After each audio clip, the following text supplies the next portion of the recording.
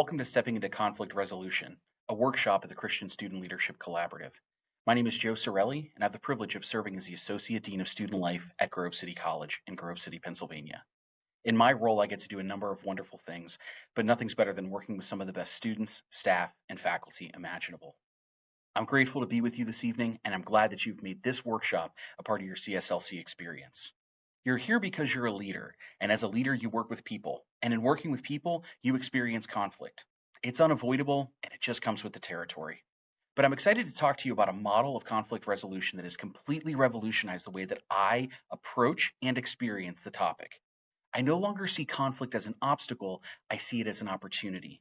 And my hope is that after our time together this evening, you too might be able to see conflict in much the same light. Before we get into that model, however, I want to talk about two foundational principles that are going to help guide our time together. The first being the theme of this evening's program, stewardship, borrowed from 1 Peter 4:10. Each of you should use whatever gift you have received to serve others as faithful stewards of God's grace in its various forms. I love the topic of stewardship because it reminds us that we are caretakers of something that has been entrusted to us and is greater than us. And that's exactly what leadership is.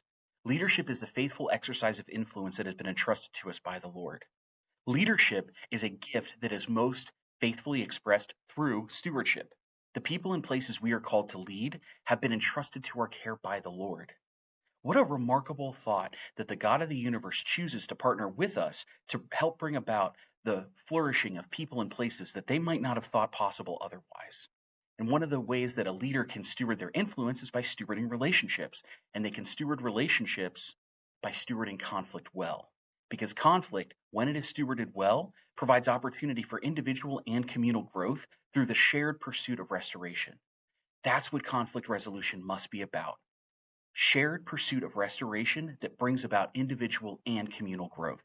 And I believe that the model that we are here to talk about this evening provides us with the pathway and the tools to be able to pursue these ends in their entirety.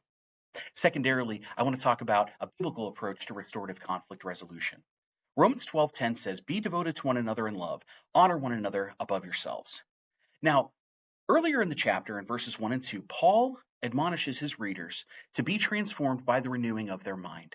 And then he goes on for the rest of the chapter to talk about what does a renewed mind look like and what is the evidence of a transformed life. And in verse 10, he gives the directive, be devoted to one another in love and honor one another above yourselves. I believe this mirrors what Jesus told his disciples when they asked, who would be the greatest in his kingdom? And Jesus said, if you want to be the greatest in my kingdom, become the least. It's an upside down principle where the greatest is actually the least, the servant of all. And I believe that Paul is giving a similar directive to the first century church and to us today to continually honor one another above ourselves. That's a tall task. So what does it mean and how do we do it? Well, I think that Paul is giving us a vision here of reciprocal flourishing. Now, back in the Old Testament, in Jeremiah 29, verse 7, in a prophecy that the Lord gave Jeremiah to give to the Israelites, the Lord directs his people to seek the peace and prosperity of the city where he had carried them, because as the city flourished, so too would the people, the Israelites, flourish.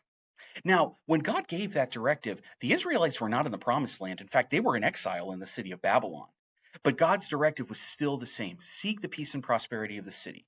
And we can take from that that whether we are in Eden or whether we're in exile, that our directive is the same: to seek the peace and prosperity of the city, the people, the places, and the things that have been entrusted to our care, because as they flourish, so too will we flourish. Beyond this, though, conflict is also, oftentimes a moment when we forget to honor one another above ourselves. It's just so difficult. And so I believe truthfully that if we can step into this call from the Apostle Paul to honor one another above ourselves, if we can do that, even and especially in conflict, we have the opportunity to do some really remarkable things, both as leaders and as members of communities that the Lord wants to flourish. Lastly, I'll leave you with this thought as it pertains to a biblical approach to restorative conflict resolution. I know a pastor who says that honor is the language of the kingdom. And I love that phrase because we serve a God whom we honor with our worship, not just in word, but in worship in the way we live our lives. And I believe that he is honored when we honor one another, because that is his command to us, to honor one another. and in this case, honor one another above ourselves. And when we do that, we are speaking the language of the kingdom. And in conflict, that is one of the prime moments when we have to speak the language of the kingdom, because the kingdom is a kingdom of restoration. It's a kingdom of reconciliation. It is a kingdom where all old things that have once been broken are made new and restored. And conflict is an opportunity where we can be a part of that restorative work. Now, with this as background, I feel like we're ready to move in to the model that we are here to talk about tonight. The model's got a very simple name, but it's actually quite profound. The model's called PIN model, PIN. Now, PIN stands for position, interest, and need.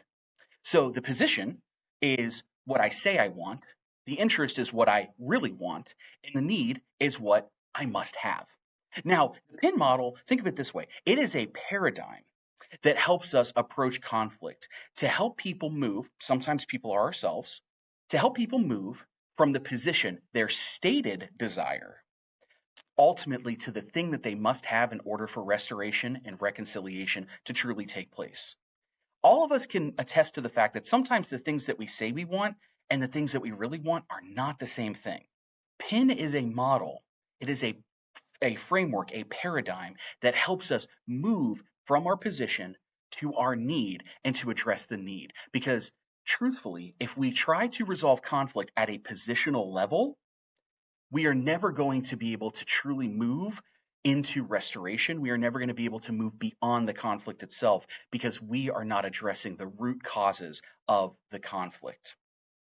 So with that as some background, I want to talk a little bit more about what the PIN model is and what it is not. The PIN model is a collaborative approach to conflict resolution that aims to prioritize restoration over restitution. Now, what do those words mean? Restitution is a paying back of what's owed. If I break something of yours and I say, hey, look, I'm going to Venmo you the money so that you can buy a new one, whatever that thing may be, that's good. I ought to do that because if my irresponsibility led to damages on your part, I should seek to make that right. There's nothing wrong with that. But restitution stops at paying back what is owed, whereas restoration is a reestablishment of something to its original state. Perhaps in my breaking that thing, whatever it may have been, I also broke our trust. So how do we move beyond just the thing that was broken and actually move to restoring what was also lost and reestablishing something to its original state? PIN allows us to do that by moving from position down to interest and all the way down to the needs. Now, here's what PIN is not. PIN is not a negotiation tactic, right? This is not something that you would see in a legal proceeding. This is not about, hey, look, I'm willing to sacrifice this if you're willing to sacrifice that. That's not the heart or the intention of PIN. PIN is truly about working toward restoration by getting down to the need, the root causes of our conflict, to be able to resolve those so that we might be able to move together toward a reconciled relationship. PIN is also not a magical cure-all for all conflict. Like any human system, it's limited in its ability and limited in its impact. However, when it's used correctly, I believe that its application and its influence can be very rich for the communities that we serve. And so that's why I want to talk to you about it this evening. But rest assured, I'm not coming to you saying, here's this magic elixir that's going to fix all your conflict problems. No, this is a model that works when all parties are willing to collaborate, going back to that word from the definition, to collaborate, to move collaboratively toward a problem, to approach it collaboratively, to then be able to move beyond it. I want to share a little image with you when it comes to position, interest, and need. I want you to think of a glacier. So when you see an iceberg, what you see above the water, they say oftentimes of an iceberg, is roughly about 10% of the size of the iceberg itself. Roughly up to 90% of that iceberg is actually below the surface, and much of it is not able to be seen. And so when you see an iceberg, what you're seeing above the water, above the surface of the water, that is a very limited amount of the iceberg itself. The real danger of an iceberg is actually what's below the water. And that's how PIN really works. Position, think of that as the iceberg that's above the water level. You're able to see it, you're able to lay eyes on it, you know that it's there, and you can try to account for it. The interest is a little bit lower. It's maybe at water level. You know, when you look into the water, you might be able to see, depending on the clarity of the water, you might be able to see a few inches or see even a few feet below the water level. But that's it. That's kind of what the interest is. It's at water level. You're able to see a little bit of it. You're able to get a firmer grasp of the size of the iceberg, but not really, because the majority of the iceberg is actually below the surface, and that's the need. What we are trying to move toward is that need. And in this image, I want to leave you with this thought that it actually, in 1912, when the Titanic sank on April 14th, 1912, what actually sank the Titanic was the iceberg, the parts of the iceberg that were actually below the waterline, because that was a part of the iceberg that the ship hit, and actually it impacted the hull of the ship and caused the ship to be overwhelmed with water. That's how conflict works. It's the needs that will sink our ship. So we need to account for those. But that takes deliberative action on the part of all parties involved to move beyond position, to move below the surface of interest, and to get down to the need, the parts of the iceberg that we just cannot see clearly. Now, anytime you move into conflict, I want you to consider a few different questions. I want to offer these to you. They're not officially a part of the PIN model, but I think they are really important because as leaders, you oftentimes are being drawn into matters that might not be your own and they might not even be your responsibility to solve. So these questions are good questions for you to ask yourself and to ask of situations that you are put in to determine, is this really up to me to figure out? Is this really my responsibility? And if it is, what are those biases that I might have? What's my relationship to the people involved in this? Are there others that need to be involved? And the reason why I use these as a caution is because as leaders, it's not uncommon for people to come to you and say, look, here's my problem. I need you to help me with it. Well, that's the blessing of the leader. But the blessing can oftentimes turn into a burden. And so the way in which we shepherd and the way in which we steward the blessing of the responsibility of leadership helps us to refrain from those blessings turning into burdens. And that's what we don't want, because when those blessings turn into burdens, that's when burnout happens. So we want to try to avoid burnout as much as we possibly can. And one of the ways we can do it when it comes to conflict is asking ourselves some of these initial considerations, because there are times when someone might ask for your assistance and it might be someone else is better suited to help them out. So with those initial considerations in mind, I want to move to some questions that you can ask of yourself, and you might be able to ask of other people within a conflict that you might be mediating to help you and them move from position down to interest, down to need. Now, when we're talking about position, what we're ultimately trying to do is, again, we're trying to view that iceberg that's above the water level and to get a sense of what's there. So ask yourself these questions that are on the right side of the screen. Ask them internally, but also don't be afraid to ask some of these questions externally. Asking the question, hey, what might be influencing this position? That's a great question to ask someone who's in the midst of the conflict, because you might be posing a question to them in a way that they have not thought of previously. So give yourself the time to think through these questions as you're going through the conversation, to be able to understand and to know what the position is of the parties that are involved, because that's going to help you mediate the conversation and the conflict. As you move into interest, again, getting down toward that water level, start thinking about source. What really started this? I don't know about you, but I've been in conflicts before where it gets to a point where I have to admit, I forgot what we were actually arguing about.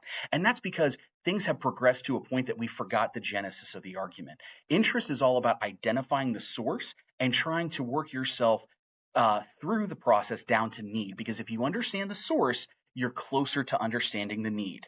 Where was the breakdown between the parties? That's another great question to ask yourself, because that points back to the source. And then finally, when you get to need, you're assessing what was actually broken here. When I used that example earlier of paying you restitution for perhaps breaking something, was there something more that was broken? Was it trust? And if it was trust, how do we restore that trust?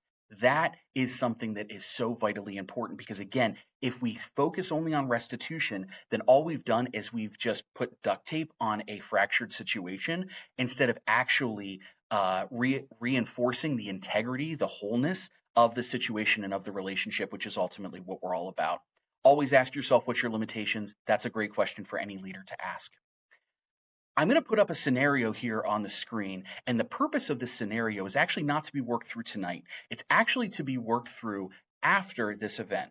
I would encourage you to read through this scenario and to work through it with a mentor, with a supervisor, with a fellow leader, and ask yourself, in this scenario that's very universal, what are the positions, what are the interests, and ultimately what are the needs, and how can we work these parties toward restoration and a position of reconciliation? I have an extra slide that we're not going to go over tonight at the very end of this presentation. It has some notes on the position, interest, and needs of this situation. I've added those so that as you go back to this presentation on the CSLC YouTube channel, you can actually see some notes and get some of my thoughts about this pretty universal conflict. Well, I want to thank you again for being with me this evening. Here's my contact information. I welcome you to reach out to me. I just so believe in what you're doing. I might not know you, but I know who made you, and I know who's called you, and I know that he has a great work in store for you. And so I just thank you for stepping into not just conflict resolution, but to stepping into stewardship, stepping into leading. And just remember that the Lord who called you is the same one who will sustain you, and he's the one who will bring the increase. So feel free to reach out to me. God bless, and thank you so much.